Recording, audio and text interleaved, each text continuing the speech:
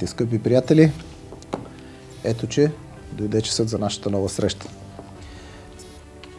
Много сме впечатлени от реакцията, която вие имате на първото наше пилотно предаване "Да имаш и да нямаш". Аз не само съм впечатлен. Аз искам да ви изразя и благодарността си, тъй като вашите въпроси показват едно.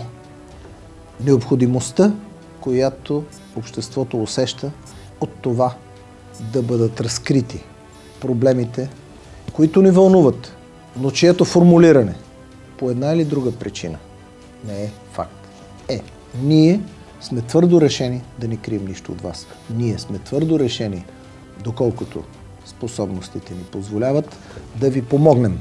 Да помогнем на нашето общество да се отърси от някои илюзии, да осъзнае най-съществените си проблеми и да търсим заедно решение на тях. Преди да продължим, скъпи приятели, ще се спра на най-важните ваши въпроси, ваши искания, забележки, ако щете, на това, което сте видяли и което ви е впечатлило в нашето първо предаване. Предаването "Да имаш и да нямаш". Накратко ще отворя една скоба. Позволили сме си част от въпросите да ги групираме с оглед на тяхната все пак краткост в изказа, защото времето ни така или иначе не е безгранично. Ето какво основно ви вълнува. Какво всъщност означава заглавието на предаването "Да имаш и да нямаш"? Разисквате разнообразни теми, интересни, безспорно актуални, но какво синтезира заглавието? Начинът, по който сте формулирали въпросът си, скъпи приятели, показва, че доста добре сте схванали същността. Всъщност именно синтезиране на проблематиката, която нашето общество се сблъсква с нея, но не е в състояние да формулира правилно, а от тук не е в състояние да формулира правилно въпросите, които следва да се решат, и съответно не може да се намери адекватен изход. Така че, накратко, ако трябва да обобщим, "Да имаш и да нямаш" в случаят с българският народ, с българщината, е какво означава да имаш история и да нямаш бъдеще. Да имаш богата история, защото си имал достойни деди, и да нямаш никакво бъдеще, защото си се превърнал в такъв лош родител, който ще остави на своите деца страна потънала в разруха. Да имаш достоинството на миналото и да нямаш смелостта да градиш бъдеще. Накратко, това е. Друг въпрос, който поставяте. Това е лично към мене. Имате богата практика и очевидно разнообразен опит с лични контакти с лица от елита. Какво бихте казали да разнообразите предаването с повече лични истории с тях? Бих казал, че така формулиран въпросът предизвиква един отговор. Не съм съгласен. И ще ви обясня защо не съм съгласен. Извън ограниченията, които законът за адвокатурата ми налага, тъй като в огромната си част от тези контакти аз съм действал като адвокат. А адвокатът е ограничен в последващо разгласяване на обстоятелства, факти и информация, която му е станала известна в качеството му на адвокат. Но има друго нещо. Така нареченият елит, за който вие говорите, скъпи приятели, аз разглеждам като псевдоелит. Това е един фалшив елит. Това е един елит, който копнее да се нарича така, без да дава каквото и да било полезно нещо за нашето общество. Каквото и да било съзидателно действие от този елит не може да се очаква. Това е един елит от полуграмотници. В огромната си част те са нискоинтелигентни. Една част от тях парадират с това, че не са чели, че нямат култура, че са еднопластови в своите виждания. Но за сметка на това много добре са изучили актуалното, модерно, по-настоящем изкуство, да търсят известността заради самата известност. Предполагам, за много хора сте чували, че той е известен с това, че е известен. От това по-голяма дисекция на нашият квази елит не бих могъл да ви посоча. Тук виждам и връзка с третият въпрос, който поставяте. То е така. Какво толкова ви е подразнило, та в предаването разглеждахте въпросите за това, че голяма част от известните лица, дами, всъщност са сменили имената си с Маджуд, Меджид, Мехмет и така нататък. Не, скъпи приятели, не съм бил разбран добре. Никак не съм разочарован от това, че някои дами са решили, че успехът им трябва да бъде единствено и само чрез свързването си с богат човек, било то от друга раса, от друга вяра или откъдето било друг. Ако ще да е ескимос, това не ме вълнува. Вълнува ме това, че в българското общество се насажда като стереотип, който от малки дечица трябва да възприемат подрастващите българчета, подрастващите български момичета, че пътят към успеха минава през едно нещо, а именно бракът с чужденец, който брак да им бъде пътят за решаване на всички проблеми. Представете си, скъпи приятели, защо съм ядосан ли? Представете си контрастът, представете си сблъсъкът, морален и емоционален, на това стереотипно мислене с това, което е съхранило българщината, това, което е означавало битката на Балканджи-Йово, красотата на хубава Яна е само за българска вяра. Тя не се търгува. Тя не се продава. Тя не е разменна монета. Тя е венец на общуването за разцветът и размножаването на българщината. Ето това искам да ви кажа. А дали ще са Мехмет и какви ли там още не ме интересуват. Но, като поставяте този въпрос, нека да ви кажа. Този именно вреден стереотип, който се налага, че успехът на българката, на младата българка, означава превръщането й в житейски партньор за богат мъж, има няколко основни направления на реализация. Например, така наречените силиконки, фолк певици, моделки и какви ли още не, освен с пластичните си придобивки, се разпознават и с това, че успехът им върви твърде често със смяна на името. Няма да ви кажам кой, но само погледнете. Всякакви там са Башур, Маджид, Юзджан, не знам какви. Аз нямам нищо против тези имена. Аз нямам нищо против изграждането на такива семейства, в които очевидно те по някакъв начин намират щастието си, да бъдат щастливи. Но аз съм против да се налага това като препоръчителният, като желаният, като лелеяният път, по който младите момичета да копнеят, да реализират идеята си за щастие. Друго направление е в обществено-политическият живот. Там пък, вече с оглед на модерната евроатлантическа ориентация, там се налагат други. Вече Майдел, Габриел и всякакви там Кокондел. Значи всичките тези лица възприемат същият стереотип, но това, което при фолк певиците или моделките или каквито са там, върви с ориентация към изтока и неговите традиции съответно, тук върви към ориентация евроатлантическите ценности. Тук няма пък изобщо да се спирам на това, че всеки дири някакъв път да се изкара какъв ли не, само не българин, за да търси по-пряк път към успеха. Да ви припомням ли, че имаше, например, една актриса Касиел Ноа Ашер или нещо от този род беше. Да, само че тя всъщност е добре известната от зората на демокрацията Деса Красова, мисля, че беше, която, за да стане в един момент по-успешна, за да успее по един или друг начин да се реализира по-ефективно, изведнъж се сети, че имала чужди корени, тя всъщност не била баш българка и се оказа, че името и вече е съвсем друго. Пак казвам, нейн избор. Каквото ще да прави. Това, което всеки човек е свободен да прави, аз по никакъв начин не го укорявам. И не мисля, че е укоримо. Но аз мисля, че е укоримо друго. Укоримо е това да се налага като препоръчителният, като желаният път за търсене на успех за младите български момичета. Толкова по този въпрос. Така, друг.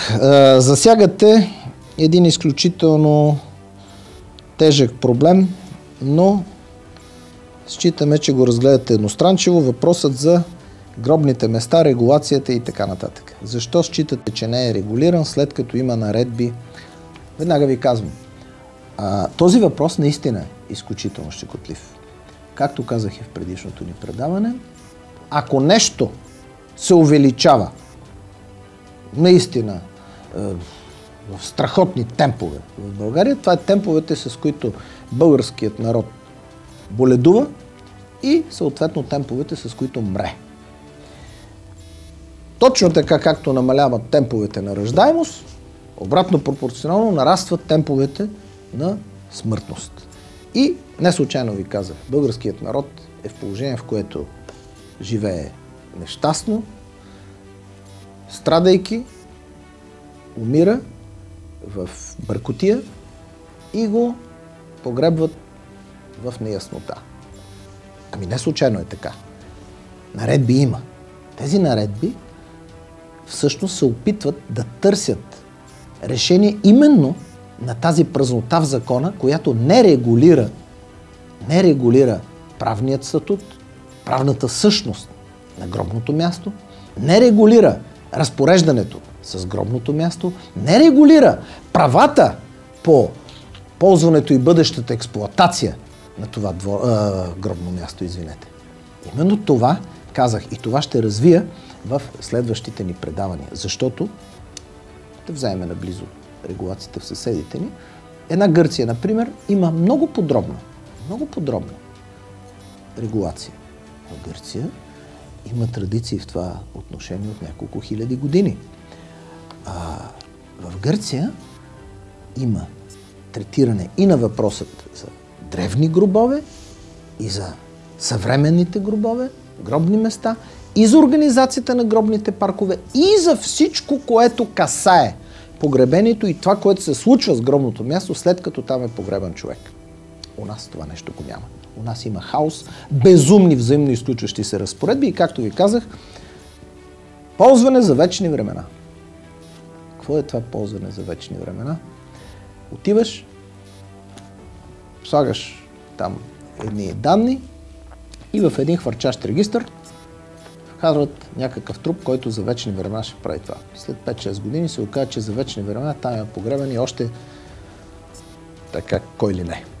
Това е хаосът. Той идва от една проста причина. Проста причина е, че нашият законодател се занимава с всичко друго. Лични, котерийни, партийни и какви ли не интереси на депутатите, на политическите сили. Но не и с реално съществуващите проблеми в животът на българина. Затова и ние в нашите предавания ще показваме още и още такива проблеми. Така, за в бъдеще ще направим, вследствие на вашите предложения, още 2 рубрики. Едната ще бъде отзвук, с която рубрика ще отговорим на вашето искане в предаванията си да отговаряме на ваши постъпили искания и запитвания на имейлите, които сме посочили на предаването и на телефоните, а също така и на ваши искания за допълнителни разяснения по теми, които са вече разисквани. И второто, ново нещо, което сме решили вследствие на вашите предложения да включиме, ще бъде рубриката от първо лице. В тази рубрика аз ще споделям с вас някои истории във връзка с личности, с които съм имал възможността лично дущо и които хвърлят малко по-различна светлина от това, което в общ план, така да се каже, централните медии се опитват да ви внушат като имидж, като представа за действие, като същност на въпросната личност.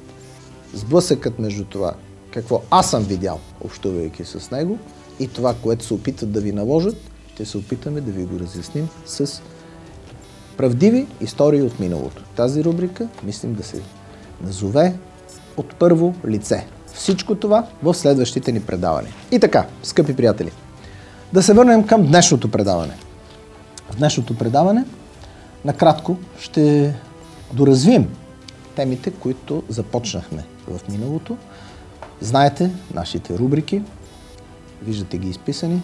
Нашите рубрики за сега остават неизменни. И така, в първата ни най-важна рубрика "Следите на времето", днес ще доразвием тезата си за това, което ВМРО прави по спасяването на българщината, чието най-върхов момент е Петричкият инцидент от 25-та година, за който подробно ви говорихме през миналата година. Миналото предаване, извинете. Но това, което бих искал днес да довърша, е, че дейността на ВМРО по спасяването на България не се ограничава само с Петричкият инцидент и разбиването на гръцката войска. Не. Както казах, това е невероятният пробив, който този инцидент дава възможност на българската дипломация да направи и да излезе от изолацията, която е наложена с Ньойския договор. Ньойският договор, ще ви припомня, че далеч не е прикрито като това какво се цели с него. Далеч не е прикривано или по някакъв начин завуалирано от така наречените велики сили, че този договор, наложеният с него диктат на България, има за цел да унищожи българският народ като фактор на Балканите. Да унищожи България като геополитически фактор. Не само се откъсват изконно български земи, територии, които са завоювани с кръвта на поколения достойни българи. Те са откъснати. Откъснати завинаги от България. И Сърбия, и Гърция, дори, ако щете, горе Румъния, възползват се от пагубната политика на българските правителства, двете национални катастрофи, които на практика ни разгромяват и ни нанасят удар, от който, повярвайте ми, малко държави по света биха успели да се съвземат. Но България се съвзема. И тук ВМРО има уникален принос. Нека да ви припомня в кое време се случва всичко това. Времето след Първата световна война, в което Европа е разделена условно на няколко вектора в своето политическо развитие. От една страна са страните победителки в Първата световна война, от друга страна са победените. Самите победителки и самите победени от своя страна се разделят на подгрупи. Но кое е най-същественото? В страните победени през Първата световна война започват да се установяват в хаосът и в хиперинфлационните процеси, които са характерни за тях, започват да се установяват основите на това, което в бъдеще се превръща в страхотни, тоталитарни управленски структури. Получава се в Италия, получава се в Германия. Всъщност, оказва се, че много прави са били тези аналитици, които разглеждат Парижкият мирен договор, между другото част от който и Ньойският спрямо България, като временно примирие за около 20 години. Така казват стратезите от това време. И се оказват прави. Сега, ВМРО успява да спаси България от предателската политика на земеделското правителство на Стамболийски. Кой знае защо този човек до ден днешен го разглеждат като някакъв страшно прогресивен политик, премиер, политик, който е бил дал много на България. Аз не знам какво е дал толкова на България, като погледнем реалните последици от действията му, но знам какво е отнел. Отнел е достойнството на България. Оставете този артистизъм, дето счупил писалката, като подписа Ньойския договор. И като се счупил, що я подписваш, бе? Преди него пет български политици, властници, родолюбци, отказват. Да, България е на колене, но както казва Хемингуей, може да е победена, но не е сломена. Отказват. Идва този селски даскал, подписва и толкова бил ядосан, че чупил химикалката. Много важно. Не е счупил обаче химикалката, с която е подписал Нишката спогодба с сърбите, с която дава право на сръбски войски да навлизат до 90 км на българска територия, да преследват и избиват четите на ВМРО. Същата спогодба и особено тайният протокол към нея, когато попада в ръцете на комитите, на войводите на ВМРО, всъщност става причината и за Деветоюнският преврат. Носят се легенди как войводите са отишли в дворецът Врана. Поставили са на масата на царя копия от Нишката спогодба с подписът на Стамболийски. Тайният протокол към Нишката спогодба. И в която казват: този Курбан. Или и ти с него. Да, такива са били войводите. Разбира се, цара никога не е забравил това нещо и не им го е простил. Но той също е бил държавник, който е милеел за българщината. Преценявайки за и против, преценявайки кое е добро и кое е лошо за България, той подкрепя, а някои твърдят, че лично организира, Деветоюнския преврат на професор Александър Цанков, който, ако четете спомените му, ще видите, че той казва, че този преврат спасява България. И той е бил напълно прав. Защото ако не е бил този преврат, предателската политика на Стамболийския щяла да доведе до същата спогодба и с Гърция, и тогава единствената въоръжена сила, реална въоръжена сила на България, четите на ВМРО, щяха да бъдат унищожени, и то на българска територия. На българска територия. И България щеше да бъде наистина съкрушена и съсипана. Но това не се случва благодарение на ВМРО. Тук отново обръщам вашето внимание на две неща. Не бъркайте ВМРО от онова време с това жалко подобие на родолюбива организация, което днес е парадиращо с тази абревиатура. Не, нищо общо няма.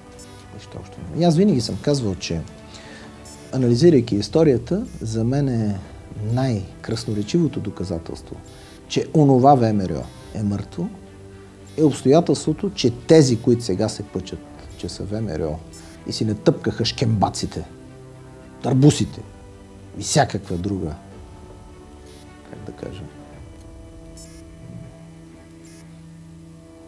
мърсотия, фактът, че те са още ненаказани адекватно, означава, че истинското ВМРО е мъртво. Та, по това време в Италия се заражда и процъфтява фашизмът. Пуска корени нацизмът. Отваряме една скоба. Никога не допускайте да ви манипулират, като слагат знак за равенство между нацизъм и фашизъм. Не. Най-общо, макар и да заимстват отделни елементи едно от друго, най-общото между тях е това, че всъщност тоталитарната структура на държавата е основа за реализация на тези идеи.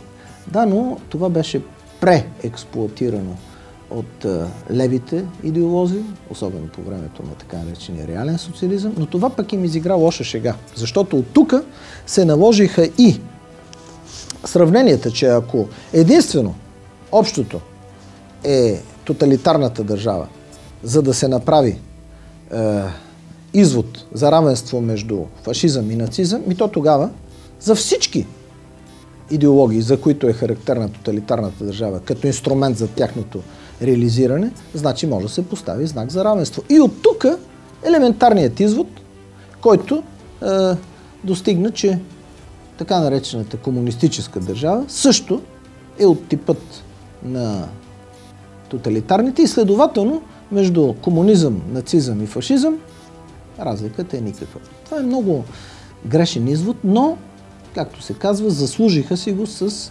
грешните си, бих казал, перверзни тълкования идеолозите на социализма. Между другото, ще се върнем пак на това, идеолозите на социализма са същите, които станаха идеолози в Източна Европа и на прехода от социализъм към капитализъм. Затова и този капитализъм е точно толкова уродлив, колкото и социализмът по тия места. Но и за това по-натам. Така, какво друго прави ВМРО? ВМРО създава свой плацдарм на територията на Петричка околие и създава в тази територия правила, които в последствие се налагат и в цялата страна. Правила, забележете, на спазване на законността, правила на опазване на българският дух, на българското съществувание. Всичко това обаче има и обратна страна. ВМРО се превръща на практика в един безконтролен, самостоятелен орган, който, като всеки орган, който няма какво да го контролира, няма баланс на силите, започва да се поддава на негативни процеси, включително и на корупционни, включително на злоупотреби и така нататък. Това постепенно започва да настройва както постепенно възстановяващата своята активност воинска част от елитът на България.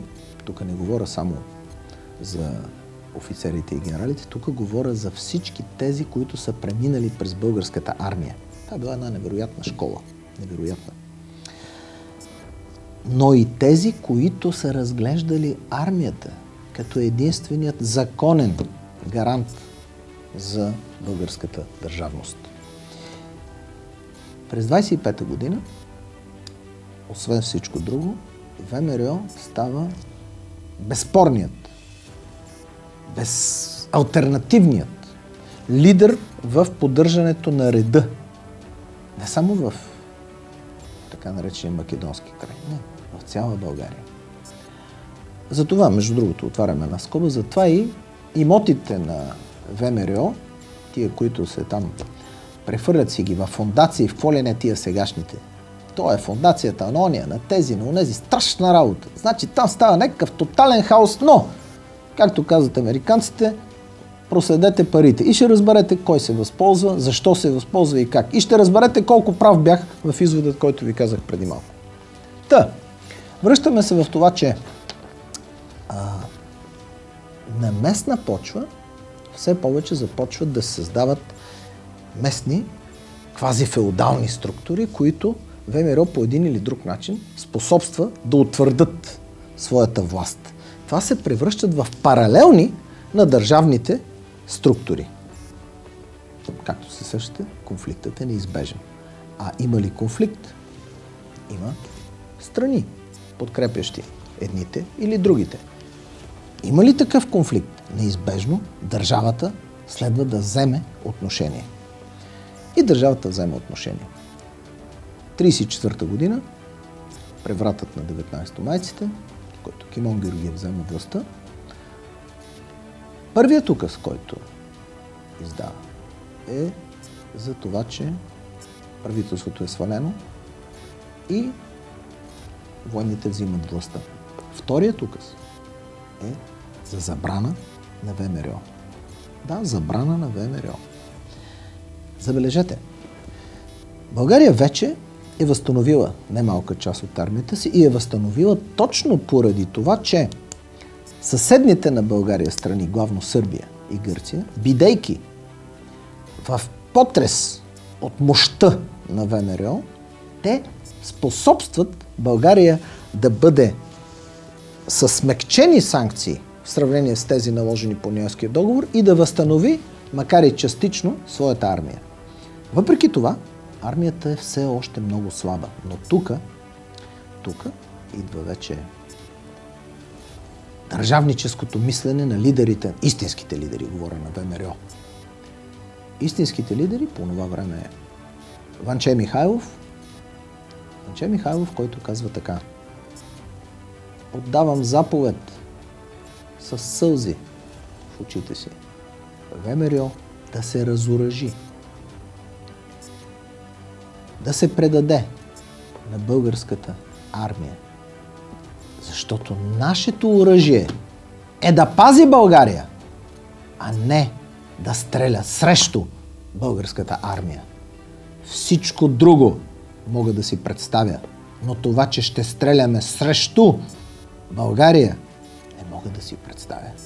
И той издава тази заповед, въпреки че като въоръжени мъже, като структури из цяла България, ВМРО по това време е най-малкото съпоставима, а според някои аналитици и по-добре стояща от редовната армия. Да, за 24 часа ВМРО е разпусната,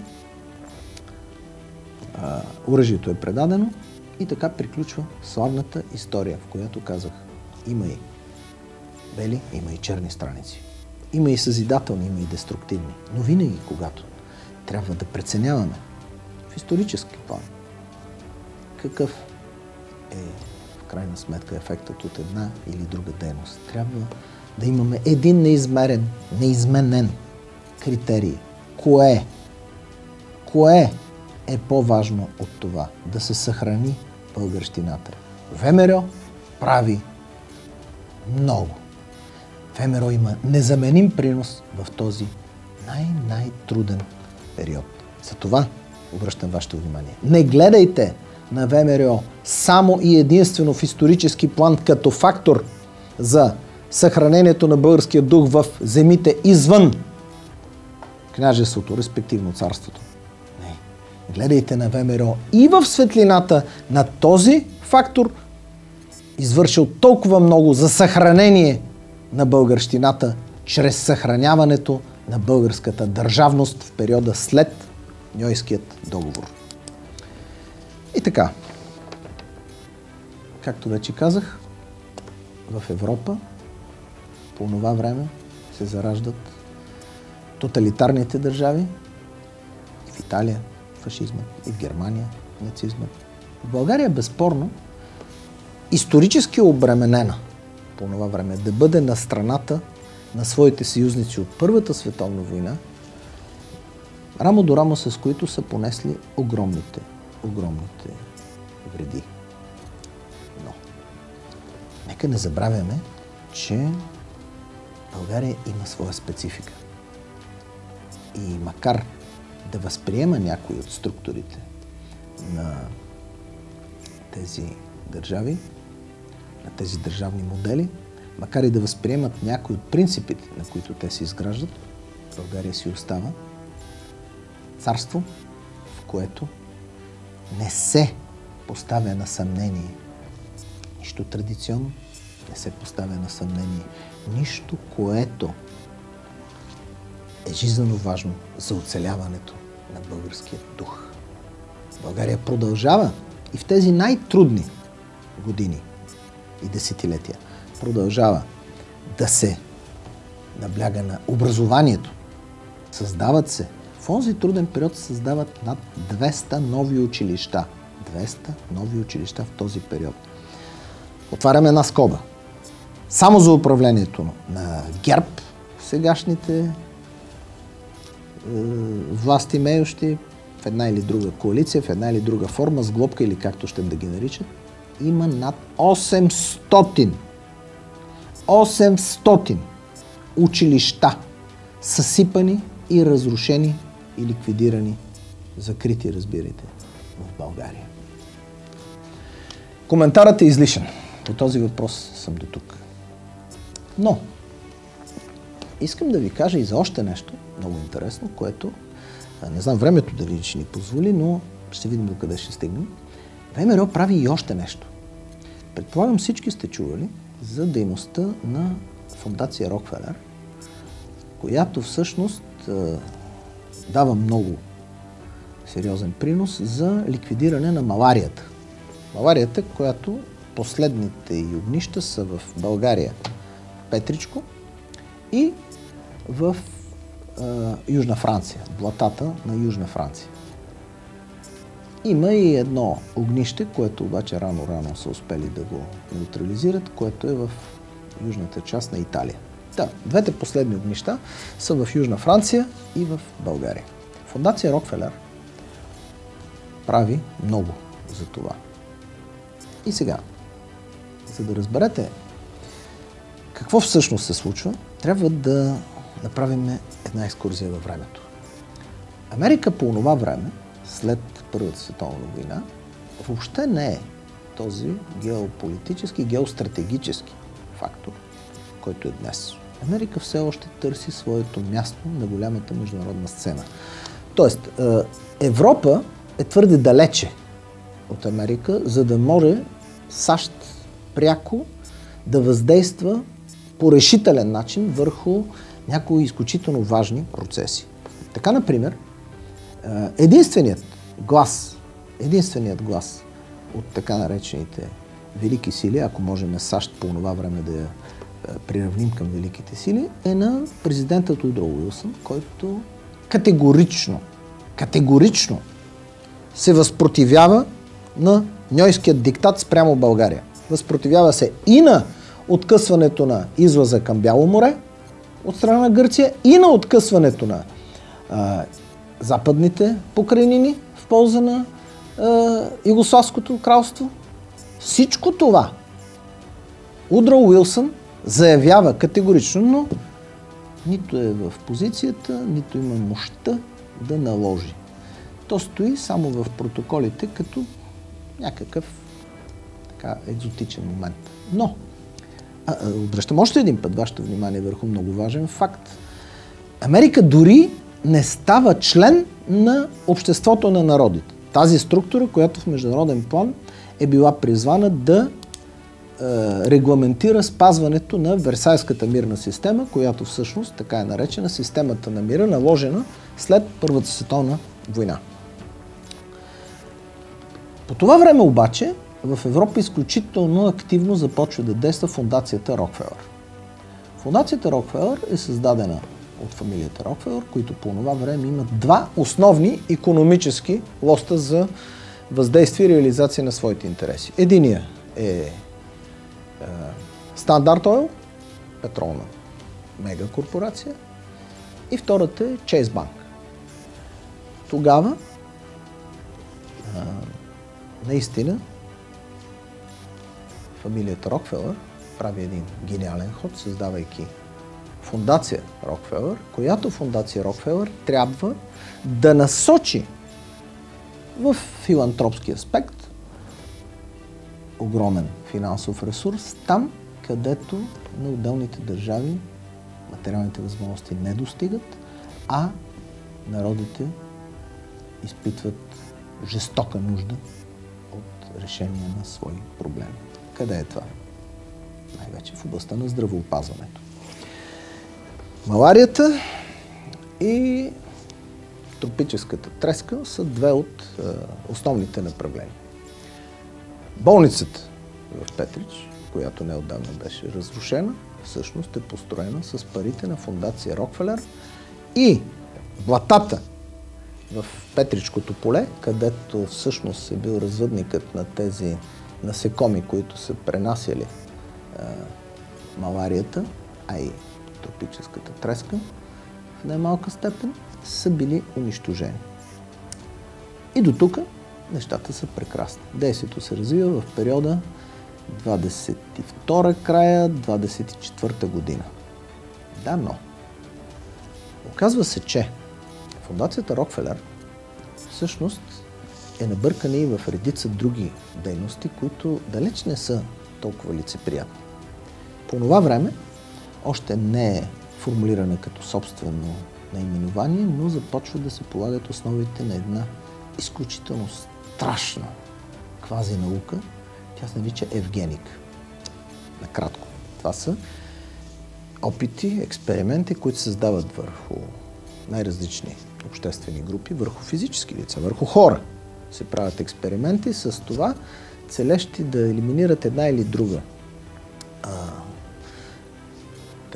части от тяхното съзнание, от тяхната структура, психическа, физическа, и търсенето на възможност чрез извеждане гените на отделните раси, на отделните народности, нации, в това да се създаде нещо, което в бъдеще прераства в теориите за оптималната раса или свръхчовека.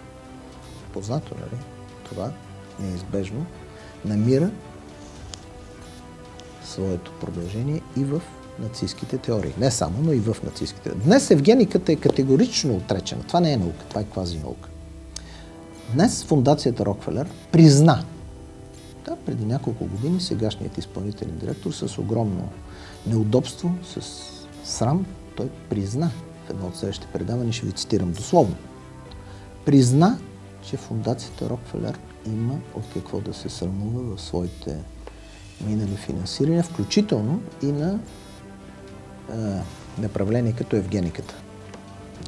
Между другото, в едно от направленията, които тя финансира, работят много обещаващи млади учени и 30-те години те финансират много институти в Германия и в едно от тези учреждения медицински работи не кой да е, а младият и много перспективен учен Йозеф Менгеле, който в последствие става най-мракобесният, отвратителен, гаден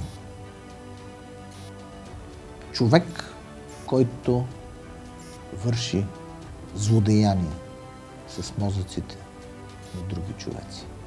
Човек, който довежда човешкото до дъното. Така че, връщаме се отново към 24-та година.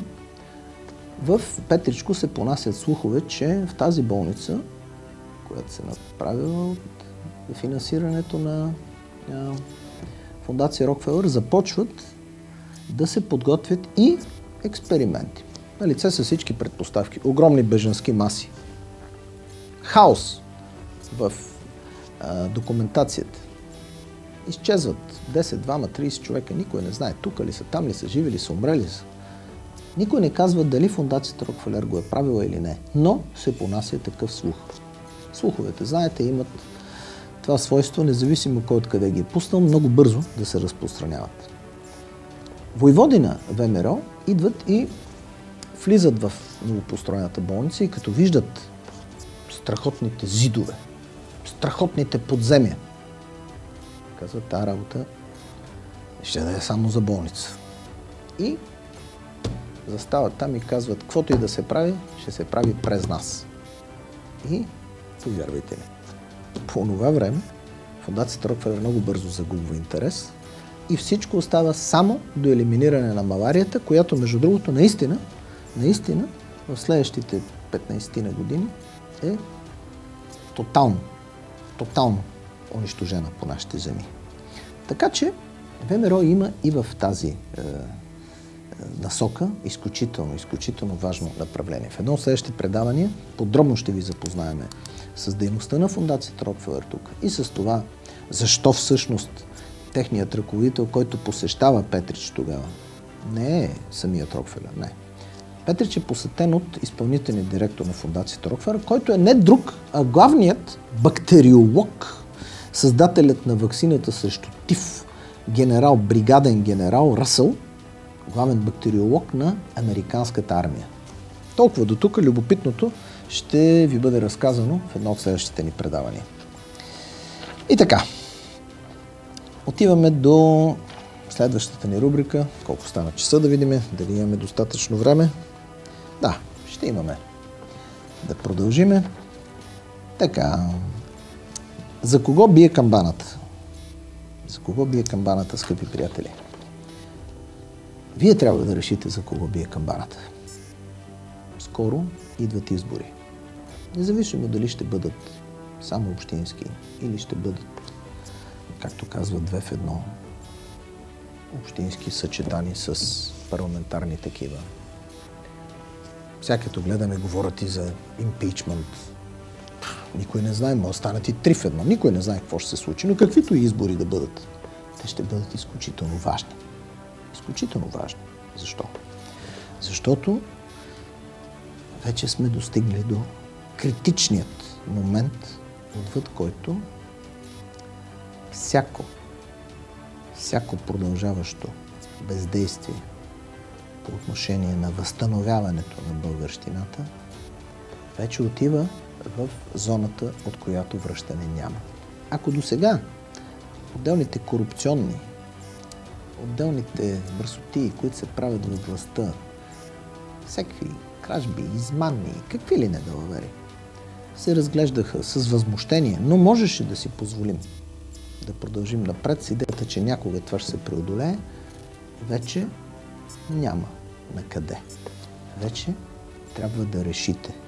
Да решим какво да направим на тези избори, за да се променят нещата така,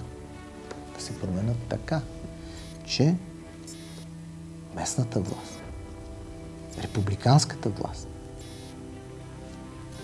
от местно до най-високо държавно равнище, да действа в една насока. Координирано и ефективно. В една насока. Спасяване на България. Да, точно спасяване. Защото България в момента е болна, тежко болна. България агонизира. И ако не се вземат мерки от тази агония, има само един изход. И той, повярвайте ми, не е никак далече. А след това вече, както казват хората, като се катурне, каруцата пътища много. И какво от това? Нека да обедина, ако ми позволите, двете рубрики. За кого бие камбаната с адвокат на народа? Защо? Защото искам да разгледам в тяхната координирана същност проблемите на изборното законодателство с проблемите на това какво очакваме от тези избори. Изборното законодателство е изключително несъвършено. В България имам предвид. Не съм специалист по другите, но нека да ви кажа откъде всъщност изборното законодателство води своите корени. Значи, изборното законодателство достига своят разцвет в периодът на Римската империя, основно в периодът на Римската република. И това се дължи най-вече на дейността на един изключителен юрист, бих си позволил нескромно да кажа наш колега адвокат по това време, Цицерон.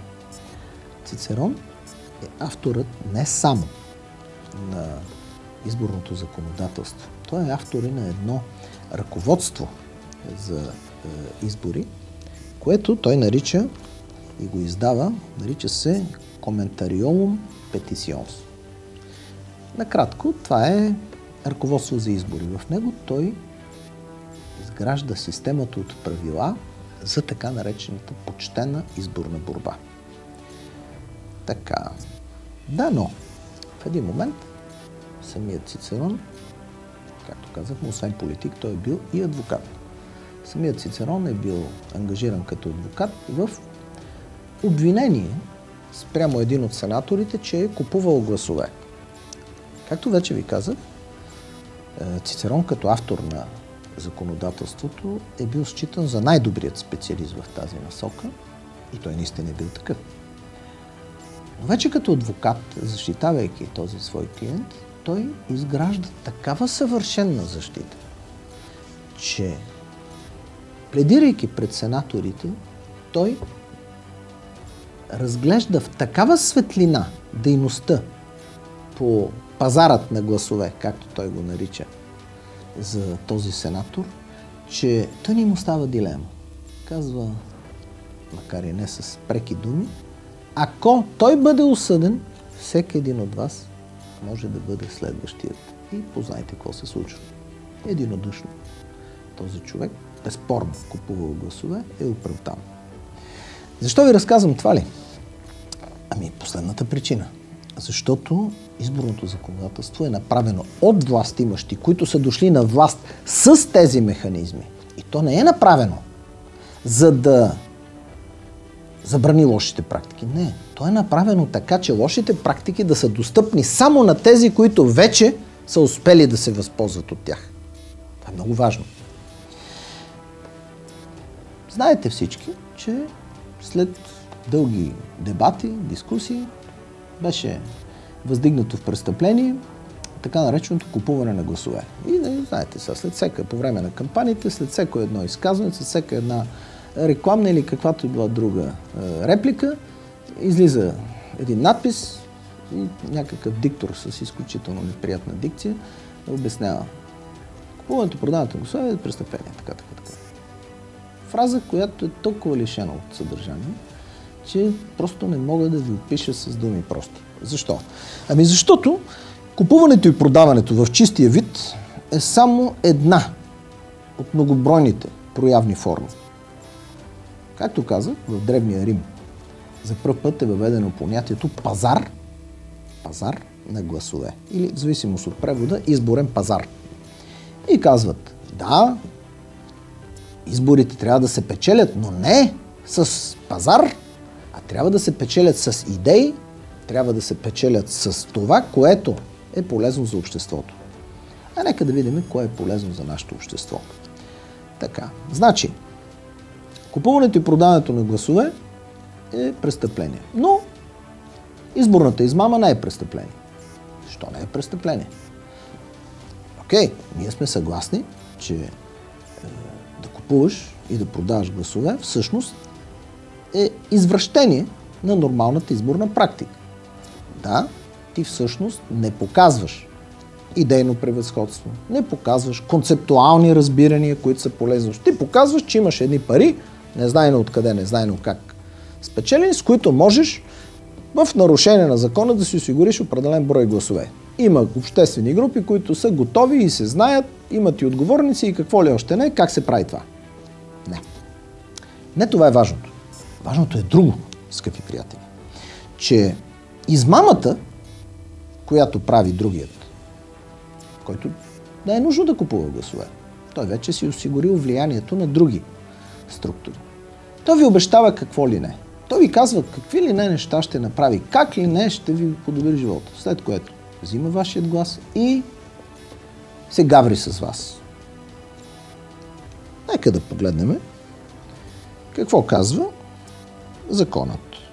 Какво казва законът в член 209, мисля, че беше, 209 на Наказателния кодекс. Казва, който с цел да набави за себе си или за други го имотна облага, възбуди или поддържа у някого заблуждение и с това причини нему или друга му имотна вреда, се наказва за измама с лишаване свобода до 6 години.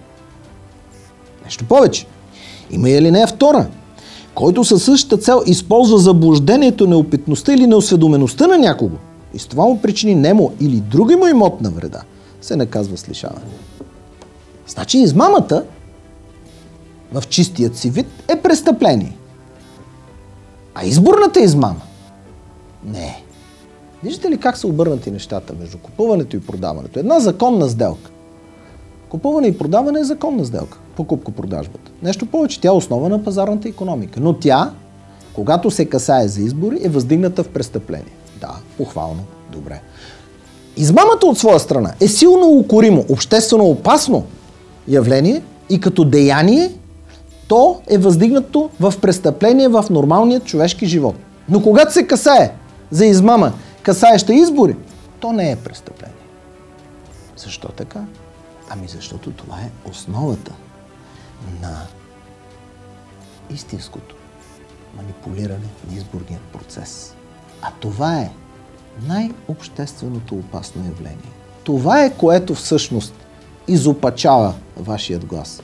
Дали 20-30 хиляди гласа ще се купат срещу кебабчета или срещу пари или срещу каквото и да било? Да, изключително неприятно. Да, изключително негативно. Да, но не това е решаващото. Решаващото е той измамник, който застава и ви говори какви ли не неща, но не ви казва какво крие зад тях. Не ви казва, че ще приеме джендър идеологии. Не ви казва, че ще приеме...